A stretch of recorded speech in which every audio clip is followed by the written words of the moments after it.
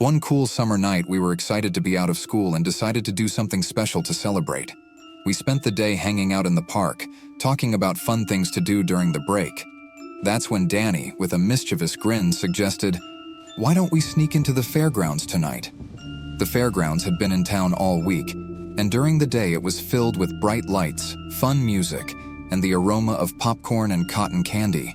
But Danny wanted to explore the place at night, when everything was quiet.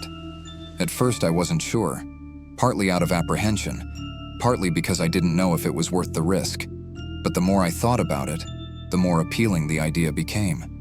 The temptation of having the entire fairgrounds to ourselves without having to deal with the crowds was too great to resist. At midnight, we met at the edge of the fairgrounds. Danny, as usual, took the lead, followed by Nicole, Fairs, and me. The fairgrounds were closed, and the gates were locked, but Danny had found a gap in the fence that we could squeeze through. My heart pounded as we each slipped through the gap. The fairgrounds looked completely different in the dark, the rides silent, no sound except the distant rumble of the city. "This is amazing," Danny whispered excitedly as we moved deeper into the grounds. We passed the carousel, which was a giant shadow, and the haunted house with its warped mirrors reflecting the dim light of the moon. We giggled as we wandered through the grounds, feeling like we were in on a big secret.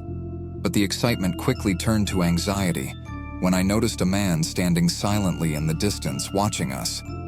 At first I thought I was imagining things, but as I moved, I became more certain that there was someone standing in my line of sight, but hidden in the shadows. When I pointed it out to you, the man was gone. We began to feel uneasy, deciding it was time to leave. But every exit seemed to lead us back to the center of the fairgrounds. The man was always standing somewhere nearby, holding a large knife that glinted in the moonlight. My heart was pounding, and I was so scared that I just wanted to get out of there.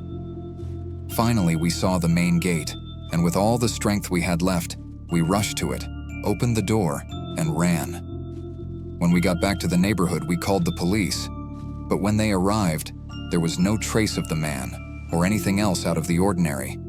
But I knew what I had seen. The silhouette of the man and the glint of the knife would haunt me forever. I remember very clearly the first time I met that fortune teller. The fairgrounds were bustling that night, the lights flashing, the music blaring, and the aroma of popcorn and cotton candy wafting through the air. I was only 12 years old then, and I loved everything about the fair, from the games, the rides, to the strange booths. Amidst the crowd, I spotted a small tent hidden away, quietly tucked away in a corner. A small sign outside read, "Foresee the future. The all-seeing eye awaits you." Curiosity drew me inside. The space inside the tent was dim, the weak light of a single lamp casting long shadows on the walls. The air was heavy with the scent of incense, making it hard for me to breathe. Sitting behind a small round table was an old man with silver hair and a long beard. His eyes were sharp as if they could see right through me. "Come in, boy," he said, his voice deep. "I've been waiting for you." My heart pounded. How could he know I would be here? But curiosity overcame my fear, and I sat down across from him. "What do you want to know?" he asked, his voice full of mystery. I thought for a moment, then said, "I want to know about my future." He closed his eyes, took a deep breath, and began to speak, his voice quiet but serious. "I see many things. Your life will be full of surprises, both good and bad. But there is one thing you need to be aware of. There is a shadow in your future, someone who will watch you all the time, no matter how far you run or how well you hide. That shadow will always be right behind you. You cannot escape him." His words sent a chill down my spine. I wanted to laugh, to say that this was just a game, but his gaze was so sharp, so real that I couldn't laugh. "How did you know?" I asked, my voice trembling. "I know a lot," he said softly. "Be careful when you leave. The darkness awaits you." I felt I had to leave the tent immediately, so I stood up quickly and mumbled my thanks. Stepping out of the tent, I felt that everything had become different. The fair seemed less cheerful, and the noise no longer comforted me. As I walked through the stalls, I saw a man standing near the food stall. He was wearing a large hat that covered his face and a long cloak.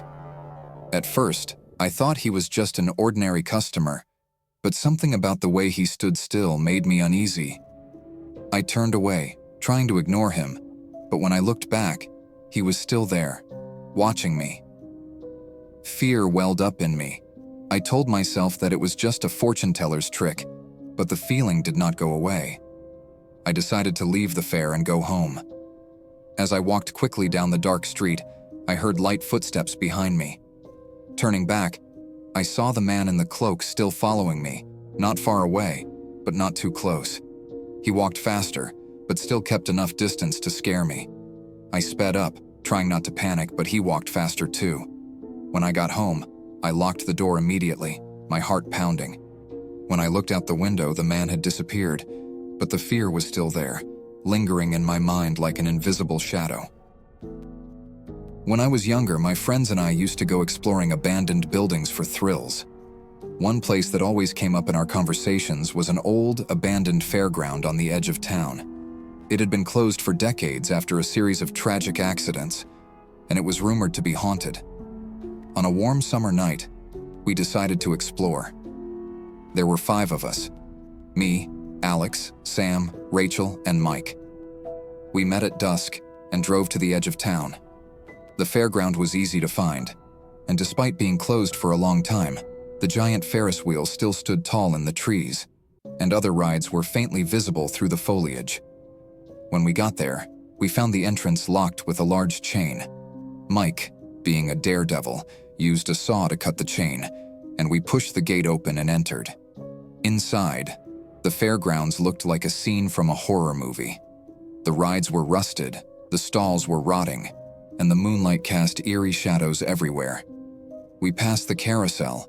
The horses looked frozen in a perpetual race. Sam, who was always the most superstitious of the group, whispered, "We shouldn't be here.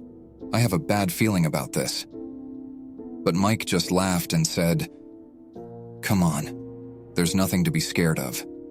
This is just an old place." We continued deeper into the fairgrounds, to a haunted house in the center. The house looked like it could collapse at any moment, but that only added to our excitement. Mike opened the creaking door, and we walked in. It was dark and cold inside, the air damp as if it hadn't been ventilated in decades. The walls were decorated with strange paintings, and broken dolls hung from the ceiling. I felt a chill run down my spine and began to regret coming here. As we passed a large room, I suddenly heard a giggle coming from behind. I turned around but saw no one. Rachel heard it too, her eyes wide with panic. "There's someone here," she whispered.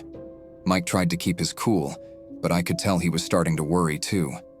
We decided to leave the house, but when we turned back the way we came, the door was gone. In its place was a smooth wall we didn't remember seeing before. "I told you not to come here," Sam muttered, his eyes wild. Suddenly, the house began to shake, as if being acted upon by an invisible force. The walls began to close in, pushing us into the middle of the room. My heart pounded as I saw a shadowy figure emerge from the darkness. The figure approached us, giggling, a creepy laugh. None of us dared to move, frozen in fear.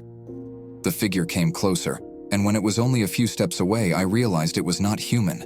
Its eyes were 2 deep black holes. Its mouth opened unnaturally, as if ready to swallow us.